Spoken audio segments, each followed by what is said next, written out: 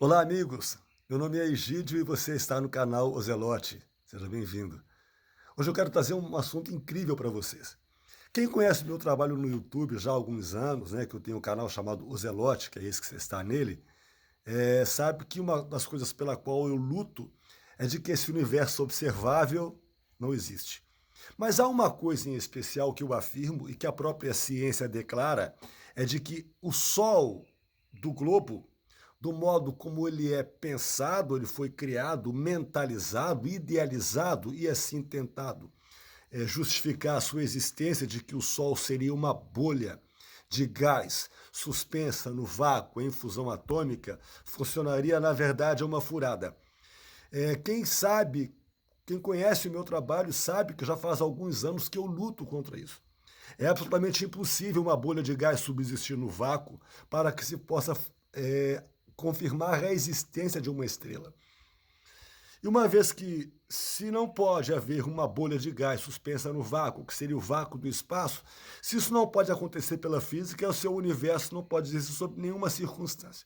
Porque o próprio Big Bang foi criado por uma sucessão de gases espalhados pela expansão do universo que se deu pelo Big Bang, e esses gases foram se concentrando em determinados locais do universo e assim foram formando galáxias, estrelas que seriam sóis e depois planetas pela sua compressão de massa gasosa, formando planetas e assim vai. Isso é absolutamente impossível. E eu tenho aqui um químico premiado, autor de diversos trabalhos e artigos científicos. Alguns já conhecem, é o Dr. Marcus Eberlin. E ele vai estar discutindo com um criacionista chamado Francisco Chiumento. Ele é engenheiro químico. Vocês vão ter aí uma noção de que o Marcus Eberlin prova de que é absolutamente impossível a existência de uma bolha de gás se formar no vácuo do espaço, por uma infinidade de motivos. O primeiro pela qual eu afirmo é de que uma bolha de gás não pode subsistir no vácuo, porque o vácuo ele tem o poder de expansão da matéria, especialmente do gases, ou uma outra palavra mais apropriada, sucção do gases. Mas ele vai além. O Marcus Eberlin vai além disso daí. Então eu vou trazer aqui o vídeo do Marcus Eberlin discutindo com o Francisco Chiumento. Eu gostaria que vocês vissem esse vídeo. A destruição do Marcus Eberlin do universo que globalista acredita. Fico com o vídeo e bom proveito.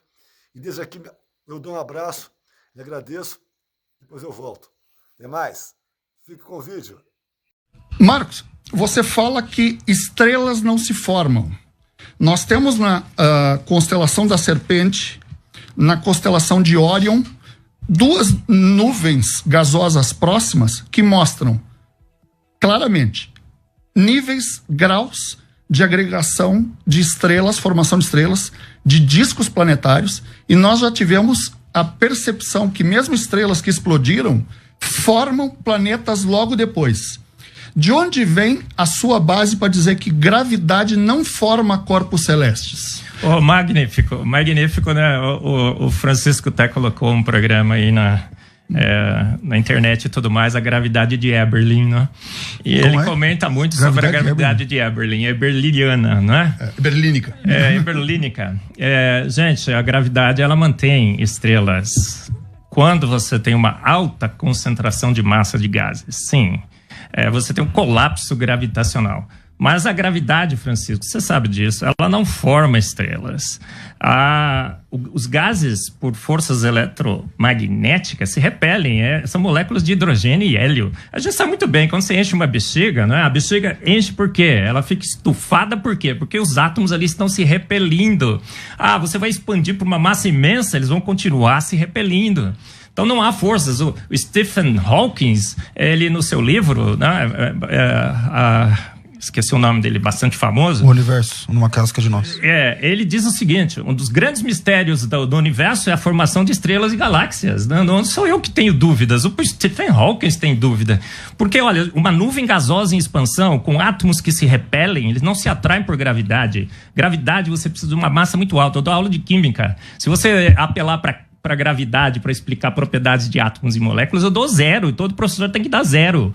Então, quando você fala que gravidade atrai átomos e moléculas, é 0 em química.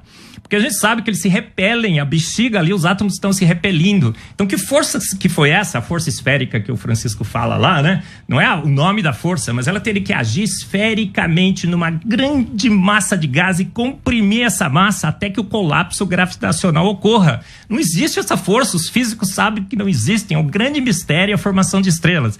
As nebulosas são maternidades de estrelas. A nebulosa já é uma grande concentração de massa de gás. Mesmo assim, a gente não viu, não documentou nos séculos que nós observamos esse universo, nenhuma estrela realmente se formando. Então, os dados refutam a ideia de que o universo está evoluindo. Aí o Francisco vai falar assim, o Marcos gosta dessa ideia de que o universo foi formado porque ele tem uma percepção religiosa. Não, a gente sabe muito bem disso, né? Que muitos cristãos acham que o universo evoluiu. Aceitam o Big Bang, são Big Banguistas. Eu não tenho problema nenhum com a parte teológica e filosófica. Eu tenho problema com a ciência. A ciência da evolução do universo simplesmente não bate. Não temos mecanismos para a formação de estrelas, não temos mecanismos para a formação de galáxias, nunca observamos uma estrela se formar, piscou no universo.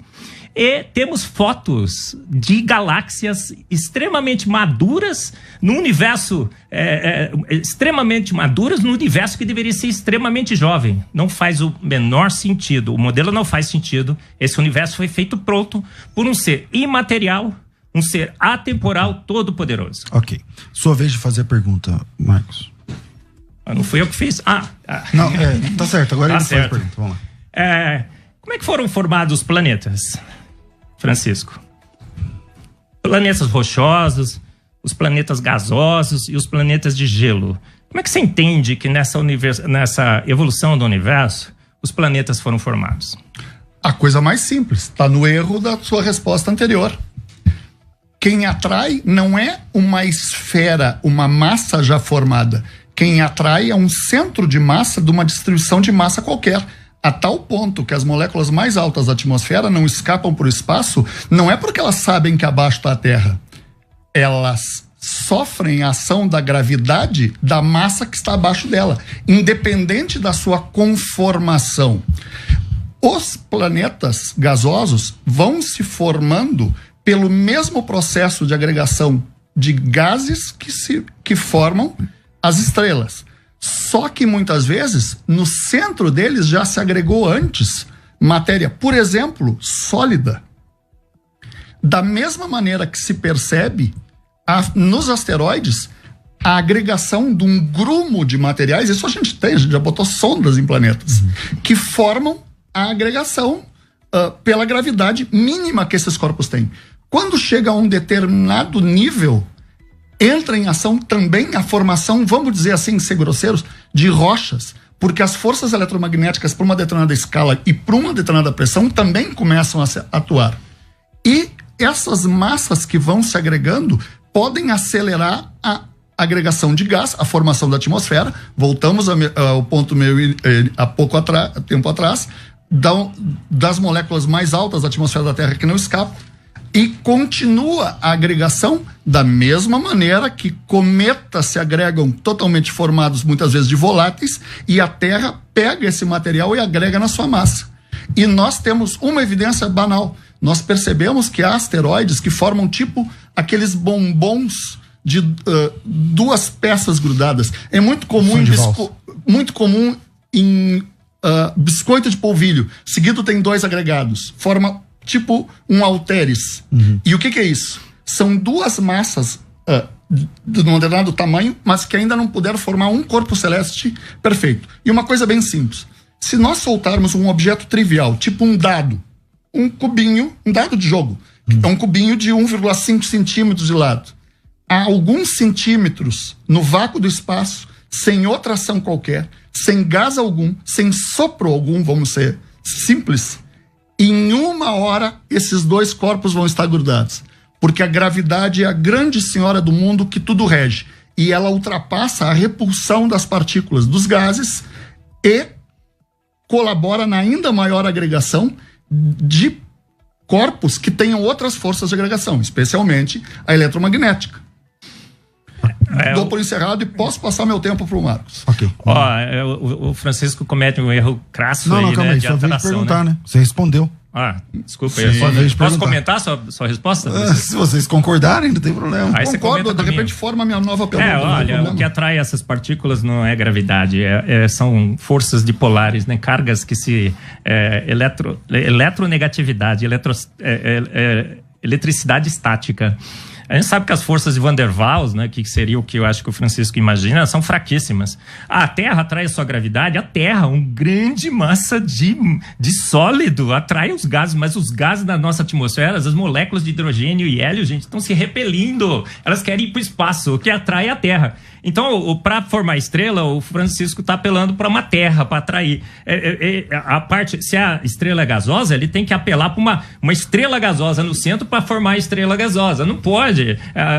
O que é que deu origem a esse núcleo atraente?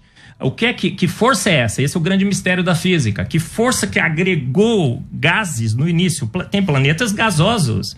Júpiter é um planeta gasoso, só tem gás. Okay. Então nós não temos forças, não temos mecanismos para a formação de estrelas. Sem mecanismo para a formação de estrela, não tem evolução do universo. Francisco.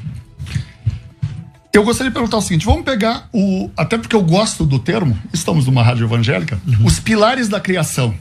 Eles receberam esse nome que tem um cunho religioso exatamente pela simpatia que as pessoas têm por uma ideia de criação. Eles estão na